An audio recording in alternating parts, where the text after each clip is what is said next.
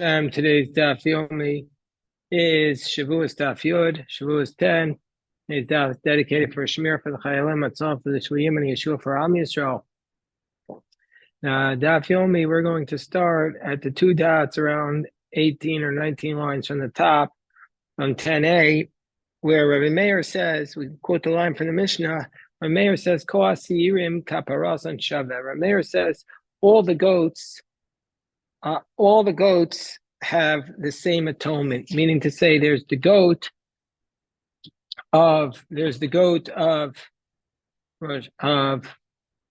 festivals, the goat of Rosh Chodesh, and the goat that's brought outside in the courtyard on Yom Kippur, and they all atone for all the variables that we're discussing, whether you have no knowledge at the beginning of your sin, but you have knowledge at the end, whether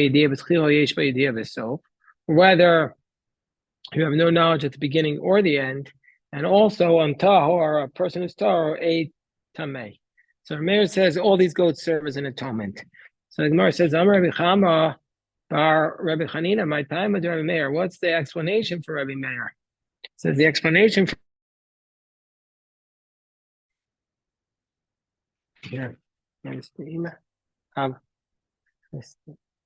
what's the explanation for Rabbi Meir? The explanation for Rabbi Meir is the fact that it's based upon the verse Amar Kras Sa'ir Usair, that many of these words, these goat offerings, are introduced with a vav before them, and so therefore that vav teaches us that we're supposed to compare them. Hukshu Kol Sa'irim Zelazav Vav Mosif Al Inyan Rishon. So the vav is adding on to the first inyan, so it means that they're all connected. So the Gemara says, you mean to say that we're learning out each one from the other? But Rabbi Yochanan says that you can't do that. You can't learn out kachim in that manner. The sacred food, you can't learn out in the same manner. That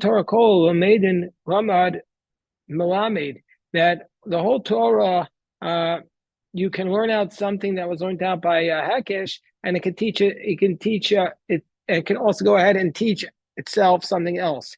Except for kachim, that even if you learned it out from a hekesh, you can't go ahead and teach it something else. So if that's the case, how can you learn all of it in this manner? Kachim is sui generis; it's its own unique area, and it doesn't have that principle. So the Gemara says, "Hello, kasha, kul mikama gamri." All of them are learned out from. All the festivals are compared to the first goat that is written about Rosh Chodesh, and from there, all of them learn it out from it. So, meaning to say, it's not they all learn from each other, but they're all learned out together from the goat of Rosh Chodesh. So the Gemara says, so they all learn out from Rosh Chodesh. Rashi explains that if a Torah eats tamei, the Rosh Chodesh atones for it, the Rosh Chodesh offering. And Rosh Chodesh learns out from them that if they have no knowledge at all, that it serves as an atonement. And all of them learn out from Yom Kippur that if there's no Yediyah in the Chilur at the Sof. So and in that sense, they all learn out from Yom Kippur. So the Gemara says,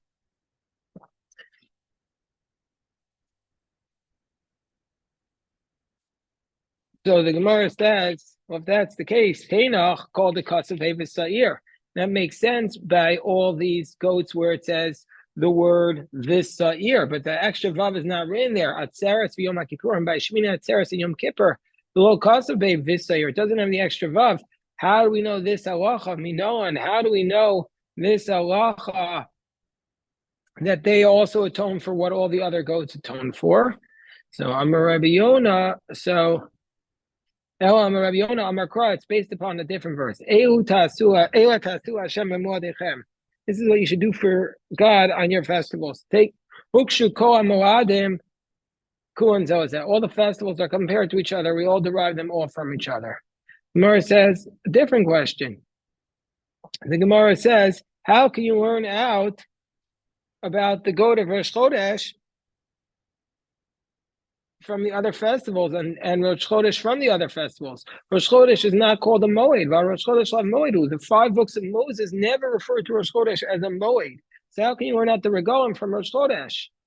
So the Gemara says, Ibra, indeed, Rosh Chodesh Nami Ikra Moed. Rosh Chodesh is actually called a Moed. Kedamar Abai, like Abai says, Damar Abai, Tammuz Dahi Shata Miluye Milyuhu. The Tammuz of that year, what year? Rashi tells us the year in which the spies returned. They returned from viewing the land of Canaan, and the Gemara in Tainus calculates that the Bnei Yisrael cried on the 9th of Av that year, and so therefore, since they cried on the night of the 9th of Av, therefore, for that reason, for all of Jewish history, the 9th of Av is considered a sad day, because we cry that day for no reason. Hashem said you're going to cry that day for eternity. Now that year, Tammuz, the Gemara calculates, Tammuz typically would be 29 days, but that year, Av was 2 days. And so Rosh Chodesh Nami Ikri Moed. And so this is the source. Tammuz that year was a double, that the last day was Rosh Chodesh. As it states, Karai Alai Moed Lishbor Bacharai. God arranged it, established that that'll be a fixed time, Lishbor Bachurai. And so we see from here that Rosh Chodesh Av is also called a Moed, because God arranged the calendar in that manner so that it would come out the 9th of Av. So that verse is from Eicha. That verse is from Eicha, and so therefore that's the way. That's the only citation, ironically, of Rosh Chodesh being called a Moed. Amar Rabbi Yochanan u'moda Rabbi Meir b'sayer nasa b'fnim shehu eino mechaper kaparasan ve'hen einon mechaperin kaparaso.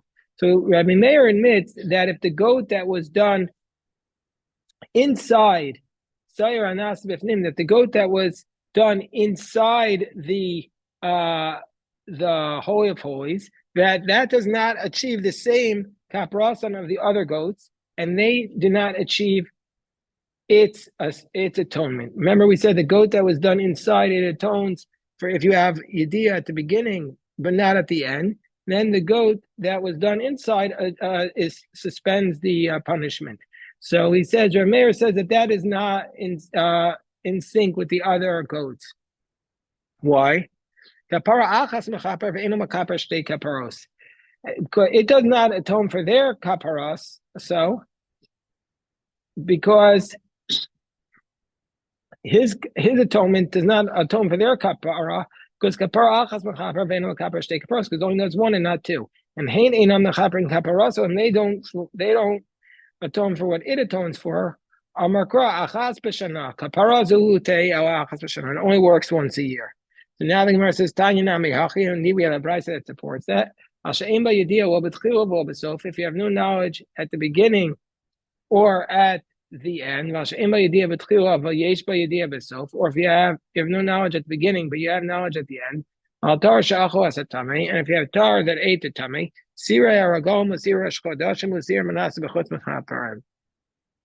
the goat of the Yontif, the Rosh Chodesh, and the goat that's done outside on Yom Kippur serves as an atonement. That's the position of Rameir. Shayar, but it leaves out the goat that was inside the kaparasa nami shayar, and also it does not achieve atonement from that. So now the Gemara says the next question. Rabbi Shimon says the goats of Rosh Chodesh mechaprin al tar she'alcho asatame. Hold on 1 second. The goats of Rosh Chodesh atone for a tar that ate tummy. Bishlama deroshe chadashim. So and then Rabbi Shimon continues. He says the goats of the festivals atone for those that not have knowledge about not at the beginning at the end. But Yom Kippur atones, and the goat for Yom Kippur atones for something that you don't have knowledge at the beginning, but you have knowledge at the end. So the Gemara says, how do we get to Rabbi Shimon's position? That I understand that the goat of Rosh Chodesh does not atone for Regalim because the Amakra Avon. Avon Echadu no said they don't say Shtei Avonas, because the verse says Avon, which means it's iniquity for one sin and not two sins. El de Regalim the Chapru ad Rosh Chodeshim. Why don't we say that the festival should also atone for what Rosh Chodesh does for, i.e. for tar that ate it should also atone for Rosh Chodesh. if for a taraway tame. Hamakrav osa no se'avon ve'in acher no se'avon. Only it for that for only the goat of Rosh Chodesh carries that same and not others. I understand why the goat of the festivals did not atone for what Yom Kippur does. The Amakra achas b'shana, because it says about Yom Kippur once a year. Kapara achas b'shana, only works at once a year. El Yom Kippurim nechapru ad regoim. But the goat of Yom Kippur should also atone for the festivals. Amakra achas kapara achas mekaper ve'en mekaper shtei kaparos. It atones once a year, for one kapara, not two. The Gemara says v'aki ksiv achas b'sar nasa b'fnim ksiv. But this achas is only written about the goat inside. Amakra milvad chatas akipurim. To tell us iskish chitzon pnimi, that the external goat is compared to the internal goat Yom Kippur. Okay, we're on top of 10b. We're continuing along with this Mishnah. I know for some people might see that this is technical. This is why basically the first 20 pages of Shevuos are not typically learned in the yeshiva. They typically start with the third chapter. When we study this in yeshiva, we start with the third chapter, fourth chapter, because it's highly technical. But even in this highly technical, you'll see that we have nuggets and nuggets of beautiful information. So now we go to the next Mishnah. Rabbi Shimon ben Yehuda says, in the name of Rabbi Shimon, and remember from our Mishnah, he says that the goats of Rosh Chodesh are atoned, that each one atones, goes up in level, that the goat of Rosh Chodesh atones for a tar that ate Tumah, but then the goat of the festivals atones for that, and also if you have no knowledge at the beginning or the end, and then the goat of Yom Kippur, Bachutz, atones for those two, plus if you have Yediyah, Al She'em Ba Yediyah B'Tchila, but you have Yediyah at the end. The Gemara says, Rosh Chodashim. So why is it that each one does something for more than the previous one, but Rosh Chodesh doesn't do for the other two? So how come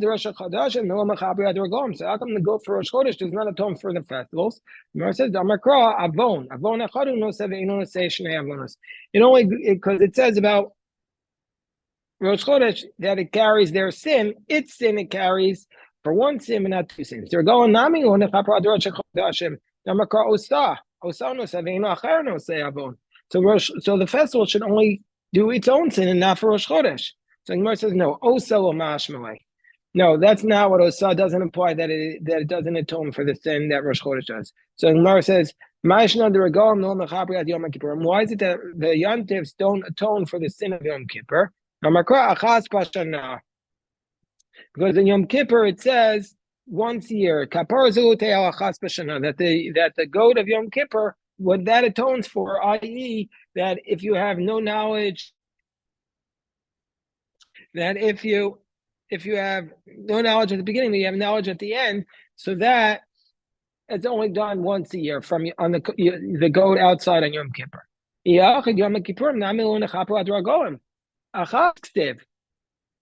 So if that's the case, the Yom Kippur should also not work for the festivals, because it says the word one, which we says kapara achas mechaper ve'en mechaper shtei kaparos. It does one atonement and not two.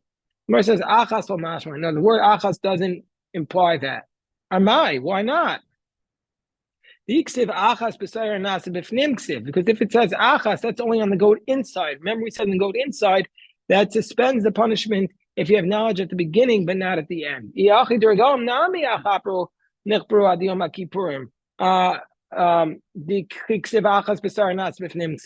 the case, the goat and the Yontif should atone for the goat of Yom Kippur, because Achas goes on the inner goat. So the Gemara says, really, Achas would imply that it doesn't apply for Yom Kippur. And the reason why that Yom Kippur works for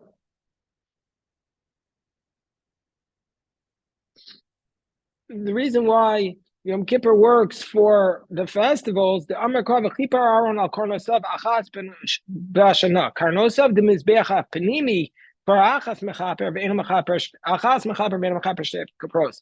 Adochitzon Afil Shtei Kapros, because the word Achas is applying to the horns of the altar, and which is brought on, which refers to the inner altar, the golden altar, but the outer altar that can atone also, which is the Seir HaChutz, that can atone, in fact, for the goat of that can atone for the sin of the fest. That's the same that the festivals also do. So now the Gemara is going to take us on a little bit of a tangent, which eventually will bring us back to our Mishnah, but we'll start it on the bottom of 10b. So the Gemara talks about the karbanos that are tamimim, that they have no blemish, that they were not brought. How can you redeem them? Why would you need to be redeeming them? Because you have to pay for the daily offering. Every day they brought 2 daily offerings, and that was paid for by the shkolim that they collected. They have shekel. But let's say you had come to the end of the year, you cannot use those sheep that were paid for by the previous year's money. You can't use it for the next year. And so therefore, so they're hektish, but they always had a surplus because let's say there would be a blemish on an animal. You have to watch it for 4 days to make sure there's no blemish on it. And so therefore, the lambs were bought from the money that was collected. And the Pasuk says, we learned about the thing about Rosh Hashanah, that you have to bring a korban from the money that was collected for that year. You can't do from this year's money for last year. So